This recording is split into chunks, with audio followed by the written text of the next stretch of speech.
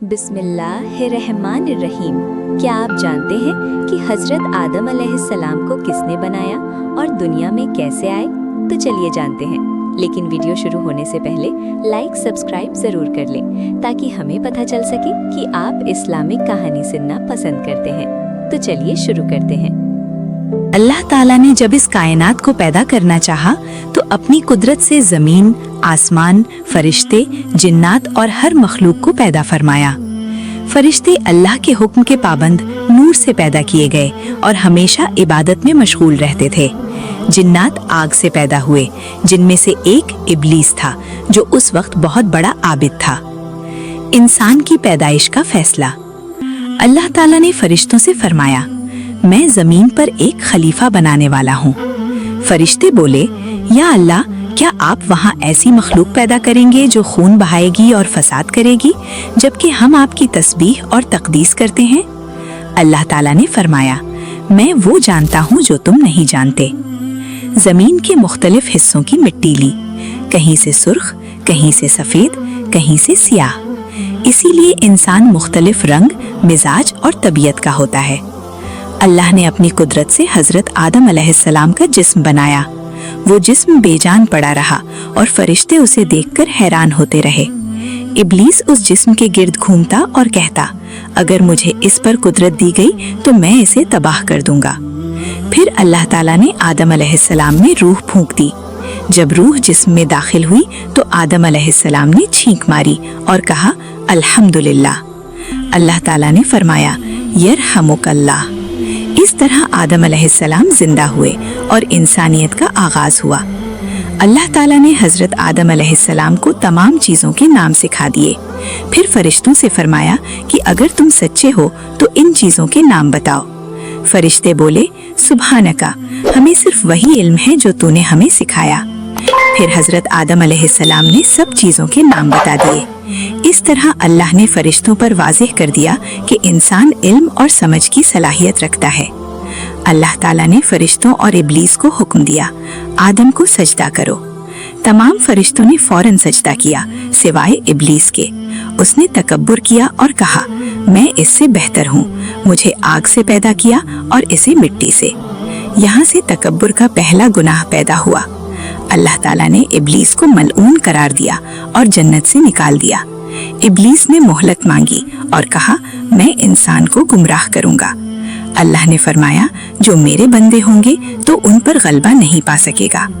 अल्लाह ताला ने हजरत आदम अलैहिस्सलाम के लिए हजरत हव्वा अलैहिस्सलाम को पैदा किया। दोनों जन्नत में रहने लगे। अल्लाह ने फरमाया, तुम जन्नत में रहो, जो चाहो खाओ, बस इस दरख्त के करीब मत जाना। इब्लीस ने जन्नत में वसवसा डाला और कहा, अगर तुम इस दरख्त से खा लोगे तो हमेशा के लिए जन्नती हो जाओगे। धीरे धीरे वसवसे बढ़ते गए और आखिरकार आदम और हव्वा अलैहिस्सलाम से भूल हो गई। जैसे ही उन्होंने दरख्त से खाया, उन पर अपनी कमजोरी वाज़े हो गई। अल्लाह ताला ने फरमाया, तुम जमीन पर उतर जाओ, यहाँ तुम्हें जिंदगी गुजारनी होगी। मगर अल्लाह ने तौबा का दरवाजा खुला रखा।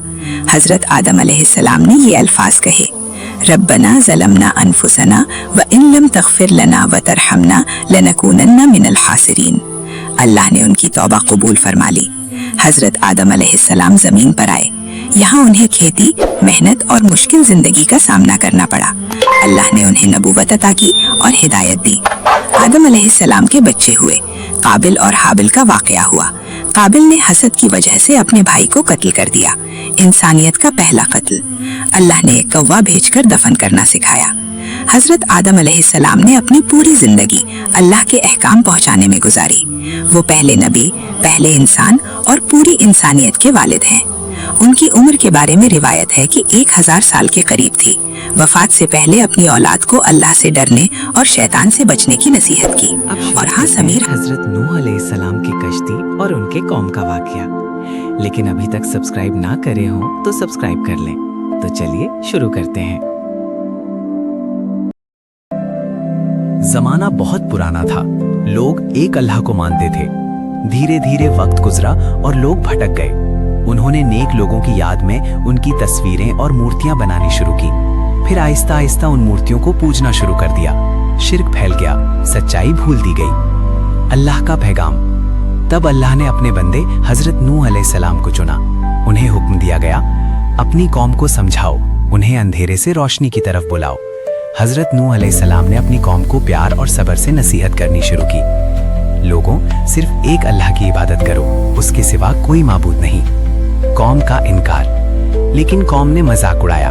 उन्होंने कहा, तुम भी तो हम जैसे इंसान हो, अगर अल्लाह पैगंबर भेजता तो फरिश्ता भेजता। लोग हंसने लगे, ताने देने लगे।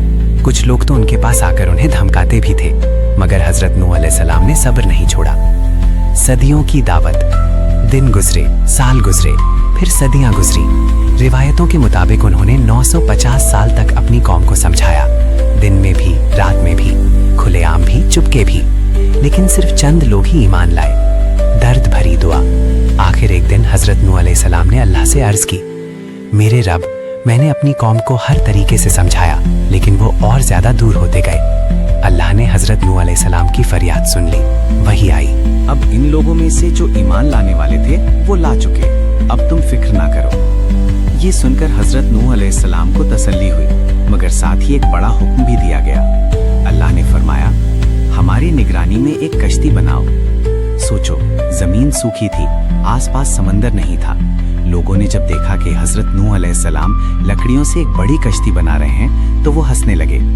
देखो, अब ये पानी के बिना कश्ती बना रहा है। मगर अल्लाह के नबी चुपचाप अपना काम करते रहे।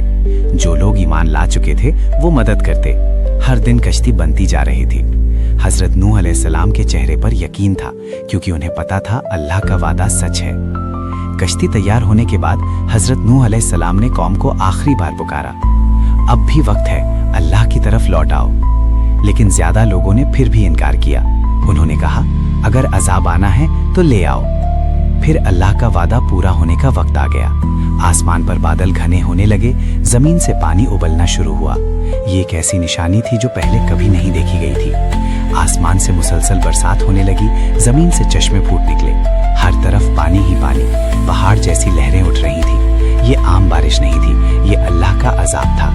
अल्लाह के हुक्म से हजरत नूह अलैहिस्सलाम ने ईमान वालों को कश्ती में सवार कर लिया। हर किस्म के जानवरों का एक जोड़ा भी कश्ती में लिया गया। कश्ती लहरों पर तैर रही थी, मगर अल्लाह की हिफाजत उनके साथ थी।